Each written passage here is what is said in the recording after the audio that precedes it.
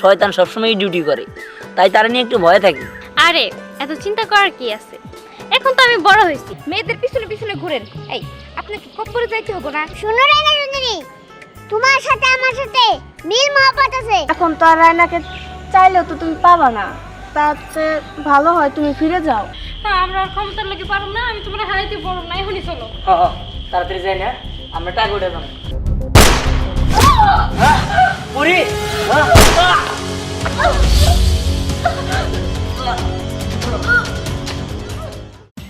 দেখো, তোমার এইভাবে আসলে ঠিক না। দেখো, ওই জায়গা থেকে আমার জানি কেমন লাগতেছিল, তোমার দেখতে মন চাইতেছিল অনেক, তাই ভাবলাম গ্রাম থেকে কয়েকদিন ঘুরে আসি, এই সুতায় তোমারও দেখা হইব। আমারে দেখতে আইসা আবার কোনো কলঙ্ক ঘটায়ও না। আরে তুমি না, তুমি অনেক ভয় পাও। কয়েকদিনের জন্য আসছি, আর কে বুঝবো যে আমাদের মধ্যে কোনো সম্পর্ক আছে। তা তো ঠিক আছে, তারপরেও বিপদ আপদ তো বইলা কয়ে আসে না। তোমার মামি, তার দিয়ে তো আমি 1 সেকেন্ডের বিশ্বাসও পাই না। তার তো আবার টাকার লোভ বেশি, কখন কি করে আল্লাহ জানে। তার ঘরের মধ্যে শয়তান সবসময় ডিউটি করে, তাই তারা নিয়ে একটু ভয় থাকি। আরে এত চিন্তা করার কি আছে, এখন তো আমি বড় হয়েছি, আগের মতো অতটা ছোট নাই। মামি চাইলে কি আমার কিছু করতে পারবো নাকি? বাড়িতে আমার মামা আছে না। আরে রাখো তোমার মামা, তোমার মামা, তোমার মামি যদি তোমার মামারে ধমক দেয়, লুঙ্গি খুলে দৌড় দিব। তোমার মামার আমি চিনি, চলো। আচ্ছা চলো। শোনো, একটা কথা বলি। কি কথা? আজকে তো চাঁদ রাত, আজকে রাত্রে একটু আইসো, তোমার সাথে দেখা করবো, আর দুজনে মিলে একসাথে চাঁদ দেখো। আচ্ছা ঠিক আছে, তুমি কোনো চিন্তা করো না, আমি তাহলে চাঁদরাতে তোমার লোকে দেখা করবো। ঠিক আছে, আমি তাইলে চাই। আচ্ছা দেখে যাও। রাত্রে কিন্তু আইসো। আচ্ছা ঠিক আছে, যাও।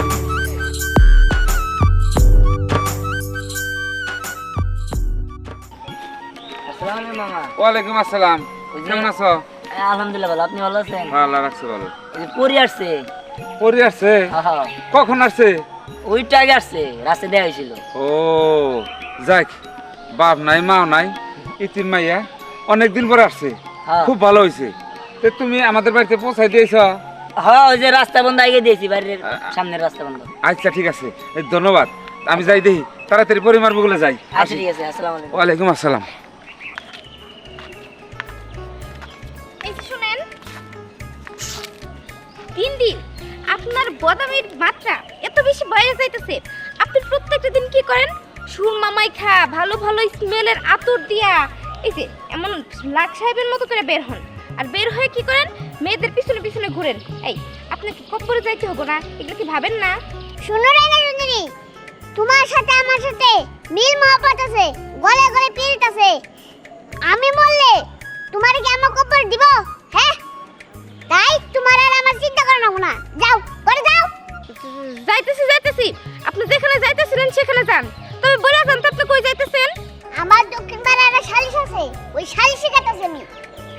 আচ্ছা ঠিক আছে, তুমি দিতে যাও, আমি গেলাম।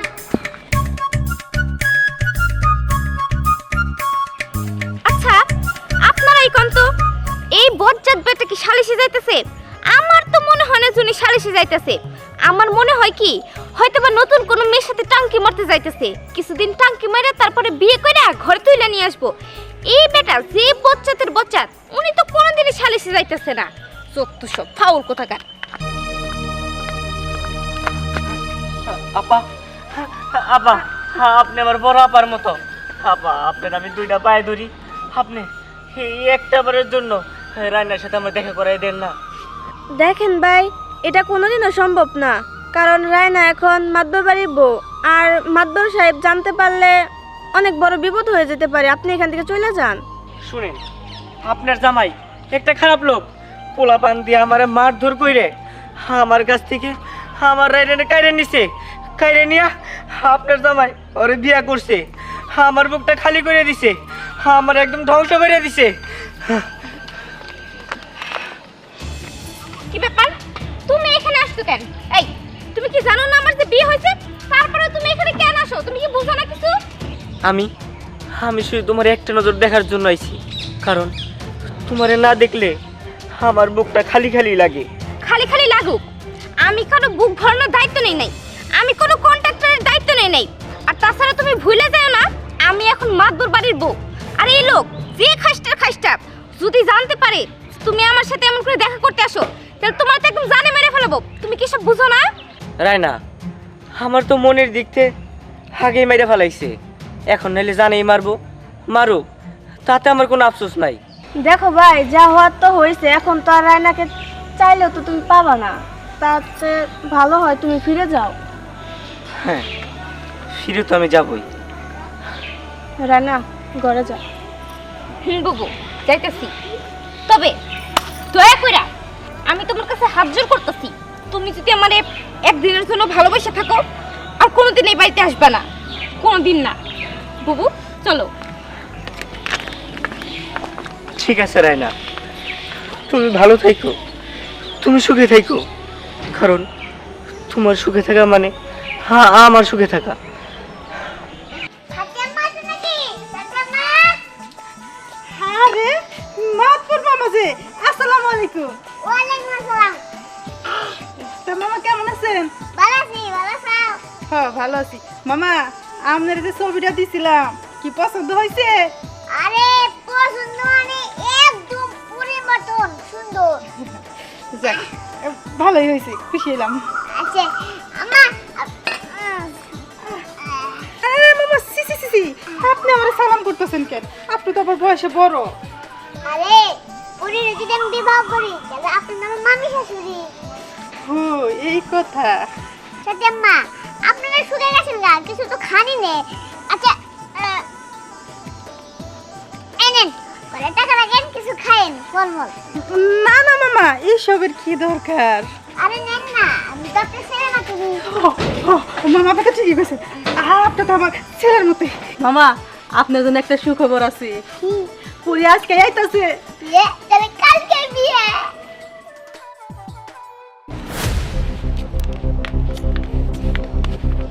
কি ব্যাপার ভাই, আপনি কে? আর তাছাড়া আমারে ডাকছেন কেন? আপনার একটু দরকার আছে। আমারও দরকার আছে। কি বলেন? আপনার যে জামাই শালা চরিত্রহীন, হ্যাঁ, আমার ভালোবাসার মানুষের ধরে টান দিছে। হ্যাঁ, আমার ভালোবাসার মানুষ, ওর তো আসলে বাবা মা নাই, কি আর বলবো, এতিম। ওর একটা মামি আছে লোভী। ওই মাতবর মানে আপনার জামাইয়ের ওই আমার ভালোবাসার মানুষের পছন্দ হয়েছে। আমার ভালোবাসার মানুষের মামির কাছে যাই না 50,000 টাকা দিয়ে দিয়েছে।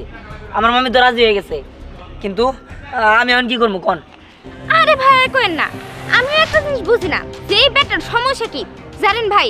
যেখানে ভালোবাসা আছে সেই ভালোবাসার মধ্যে যে এই বেটা কোনো না কোনো একটা ব্যাঘাত ঘটাবই।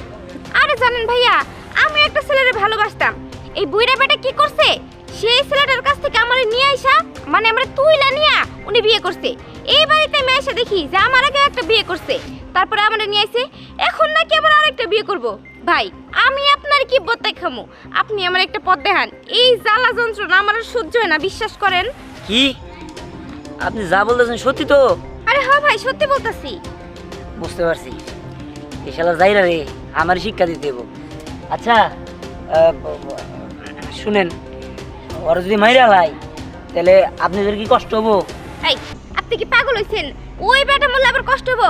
আমি গঙ্গার পানি থেকে ডুব দিয়ে আমু, বুঝেন নাই? কষ্ট তো দূরের কথা। তাহলে তো হইছেই, তাহলে ওই শালারে আমি মাইরা আলাম।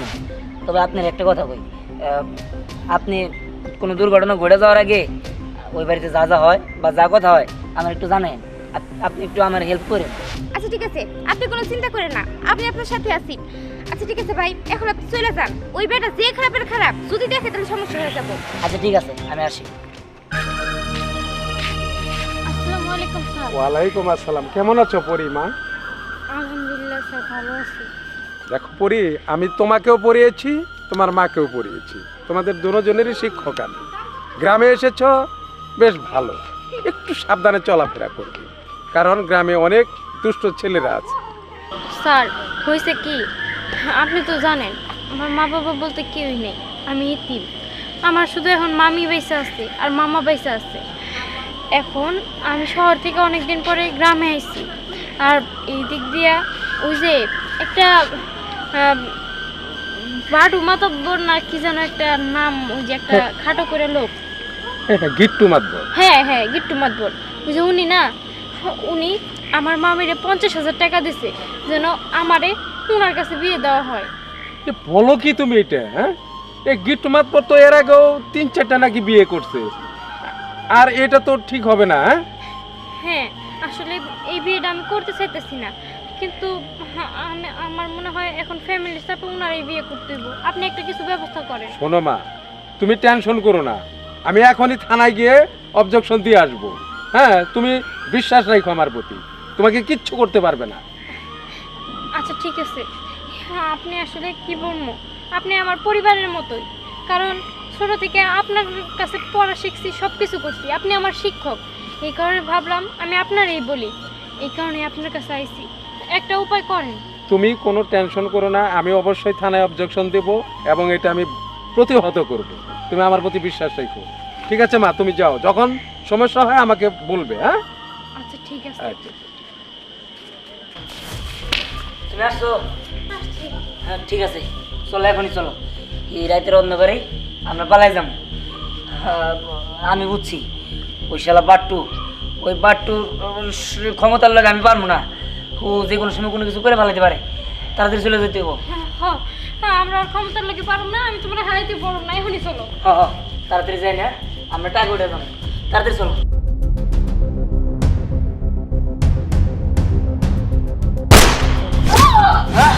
পুরি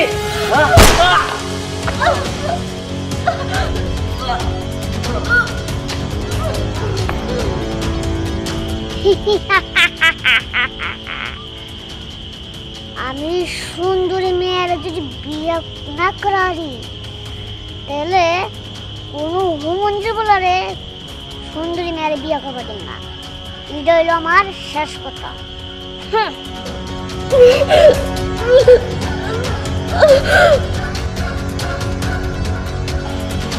পুরি পুরি